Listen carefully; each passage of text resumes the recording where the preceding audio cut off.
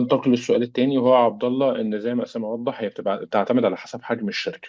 ممكن شركات بتحتاج شخص واحد بس، شركات تانية بتحتاج تيم كامل. لو انت اللي فاتح اساس بنفسك في البدايه، لو انت لسه في الاول، انت ممكن ما تكونش محتاج تيم كامل، ممكن تكون محتاج حد شاطر، واحد او اتنين. لان ممكن ما يكونش واحد بس عنده كل الحاجات دي، ممكن يبقوا اتنين يكملوا بعض، واحد في الكونتنت رايتنج واللي هو البرودكت ماركتنج. البرودكت ماركتنج دي وظيفه هي بقى لها كذا سنه موجوده، بس هي دورها ان هو حد بيفهم التكنيكال برودكت من التيم وبيعرف يسوقه. يعني عنده زي ما تقول تكنيكال باك جراوند، مش لازم تكنيكال باك جراوند، بيفهم الشكل البرودكت، الانترفيس، ايه الفيتشرز بتاعته، وبيعرف يعمل لها تسويق بشكل حلو.